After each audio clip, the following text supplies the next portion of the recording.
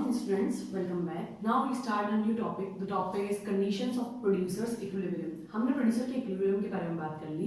Equilibrium का मतलब ये था कि जहाँ पर प्रॉफिट जो प्रोड्यूसर है जिस मोटिवेशन से काम कर रहा है उसका मोटिवेशन पूरा होना चाहिए. हमने किसी पॉइंट के बारे में यहाँ पर अभी तक बात नहीं की. हमने बस इतना सा बताया था कि प्रोड्यूसर को जहाँ मैक्सिमम डिफरेंस मिले टीआर और टीसी के बीच में. ठीक है, तो हम ये कह सकते हैं कि मैक्सिमम गैप जब टीआर और टीसी के बीच में आएगा तभी प्रोड्यूसर अपना इक्विलिब्रियम सेट करता है जहाँ पर उसको सबसे ज़्यादा प्रॉफिट होता है. बट हम ना अभी तक ये नहीं बताया कि वो पॉइंट कौन सा होगा, क्या टेबल होगी, कोई डायग्राम है या नहीं, उसके बारे में हम अभी बात करेंगे. ठीक है, तो प्रोड्यूसर इक्विलिब्रियम की जो शर्त है वो ये है हमारी कि प्रोड्यूसर को मैक्सिमम प्रॉफिट के लिए काम करना है. ठीक है, तो जब प्रोड्यूसर अपने मैक्सिमम प्रॉफिट के लिए काम करता है तो उसको मैक्सिमम प्रॉफिट कब मिलेगा, जब उसका टीआर और टीसी यानी टोटल रेवेन्यू और टोटल कॉस्ट के बीच में जो गैप है वो सबसे ज़्यादा मिलेगा. बट साथ ही साथ यहाँ हमको तीन जो शर्तें हैं उसको फॉलो करना पड़ता है. फर्स्ट ये कहता है कि प्रोड्यूसर का इक्विलिब्रियम सही होने के लिए हमारे को चाहिए एमआर इक्वल्स टू एमसी. अब आप कहेंगे कि हमने तो टीआर टीसी के बारे में बात की है, एमआर एमसी के बारे में तो हमने बात ही नहीं. बट प्रोड्यूसर जो है उसका इक्विलिब्रियम कंटिन्यूसली एक ही पॉइंट पे हम सेट नहीं कर सकते हैं. बिकॉज आप ये माने कि जैसे प्रोडक्शन हुआ एक साल के अंदर. ठीक है, अब जैसे सीजनेबल होता है, सीजन चेंज होते हैं, बहुत सारी ऐसी सिचुएशंस होती है जब बदलती है तो प्राइस में डिफरेंस आते हैं. तो प्राइस में डिफरेंस अगर आते हैं तो प्रोड्यूसर का इक्विलिब्रियम भी चेंज होता है, क्योंकि अगर कंडीशंस चेंज होती है इक्विलिब्रियम भी चेंज होता है साथ ही साथ. बेसिकली मैं आपको ये समझाने की कोशिश कर रही हूँ कि अगर आपकी अजम्पशंस चेंज होती है तो आपके इक्विलिब्रियम भी चेंज होते हैं. मान लीजिए कि एक साल के अंदर जो है 1 जनवरी फरवरी मार्च तक तो जो है अपने फरवरी तक हमारे सर्दी के सीजन चल रहे हैं. ठीक है, तो एक मैन्युफैक्चर कंपनी है जो स्वेटर प्रोड्यूस करती है. तो जब सर्दी का सीजन है उसे कमाने का टाइम है. ठीक है, तो वो क्या करेगा, उस समय उनकी प्राइसेस ज़्यादा कर देगा बिकॉज डिमांड भी ज़्यादा है. तो प्रोड्यूसर उस समय प्रॉफिट अर्न करने की कोशिश करता है. ठीक है, जब वो प्रॉफिट अर्न करने की कोशिश करता है तो उसको जो है प्रॉफिट चाहिए, इसलिए वो क्या करता है उस समय में अपने स्टॉक को हाई रेट पे बेचता है. ठीक है, तो उसका इक्विलिब्रियम चेंज हो जाएगा. प्राइस इक्विलिब्रियम से प्राइस भी डिसाइड होती है. ठीक है, तो उसकी प्राइस हाई रहेगी. अब जैसे मार्च आ गया, अप्रैल आ गया, फिर जून जुलाई आ गया. जून जुलाई में तो बिल्कुल भी नहीं चल रहा. मार्च और अप्रैल में वो है जो स्टॉक खाली करना होता है उसको. मार्च में उसको अपना स्टॉक खाली करना होता है तो वो डिस्काउंट पे बेचता है. डिस्काउंट पे अगर उसको बेचना है किसी भी चीज़ को तो क्या होगा कि उसको अपनी प्राइस को कम करनी पड़ेगी. तो इक्विलिब्रियम फिर से चेंज हुआ.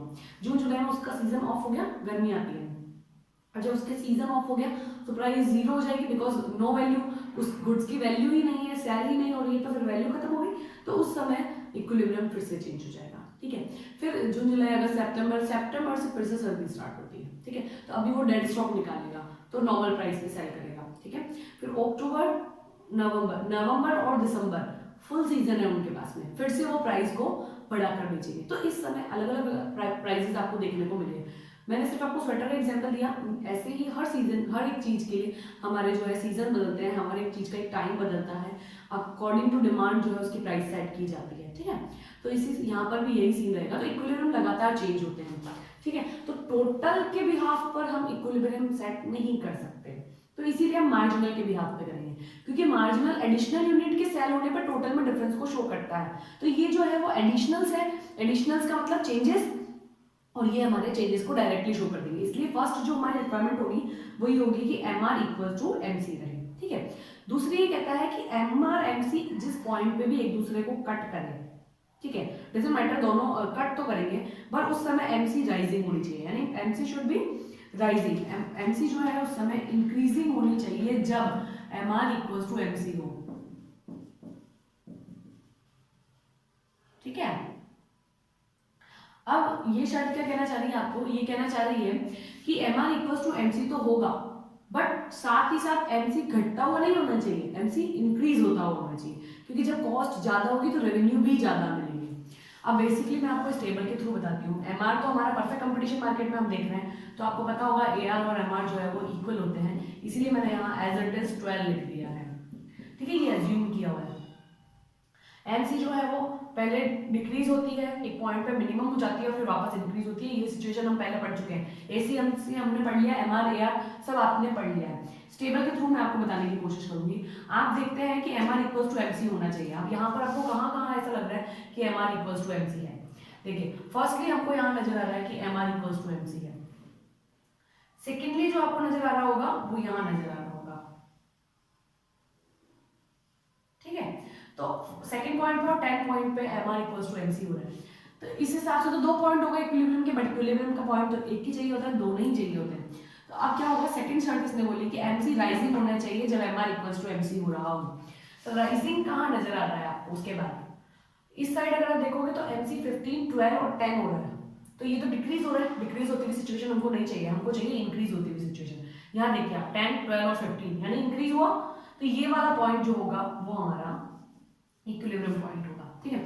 इसकी तीसरी शर्त जो ये कहता है वो ये होता है कि AR या तो इक्वल्स टू हो या फिर ग्रेटर देन हो ABC से, तब इक्विलिब्रियम सेट होगा, अदरवाइज इक्विलिब्रियम सेट नहीं होता। इस सिचुएशन के बाद जो है शटडाउन पॉइंट आता है। बेसिकली आपको ये बताना चाह रही हूँ कि आपके रेवेन्यूज जो आपको एवरेज रेवेन्यूज मिल रहे हैं ना, वो आपकी एवरेज वेरिएबल कॉस्ट जो चेंजेस होती जा रही है कॉस्ट, उससे ज्यादा होना चाहिए या फिर बराबर है, तो आप उस सिचुएशन को 1-2 साल तक हैंडल कर सकते हैं।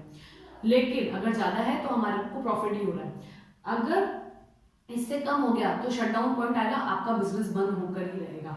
बेसिकली आपको ये बताना चाह रहा है कि जो हम लगा रहे हैं, यानी मेरे एवरेजेस हैं, एवरेजेस का मतलब ये हो गया कि एक चीज की बनने की जो कॉस्ट आ रही है, ठीक है।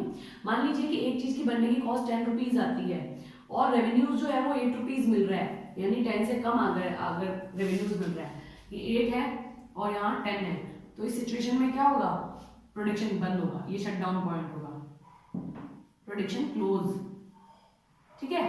शटडाउन पॉइंट पे आप इसको बोल सकते हैं। और मान लीजिए कि आपकी कॉस्ट 10 रुपए आती है और आपको 10 से रिटर्न मिल रहा है, तो ये इक्वल हो गया।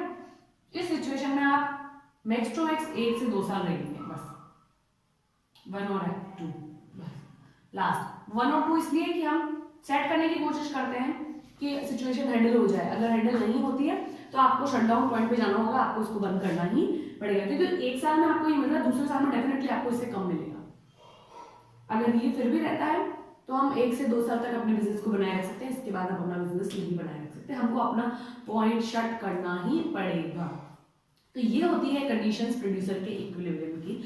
ये इंपॉर्टेंट टॉपिक है, मोस्ट इंपॉर्टेंट टॉपिक है। इसका जो डायग्राम होगा उसे हम नेक्स्ट क्लास में डिस्कस करने वाले हैं, बट यहाँ पर मैंने आपको स्पेशली इन चीज को बताया है ताकि आपको एक एक चीज क्लियर हो जाए कि प्रोड्यूसर के इक्विलिब्रियम की शर्तें कौन कौन सी है। 3 शर्तें हैं। फर्स्ट कहता है कि एमआर इक्वल टू हो जाए एमसी।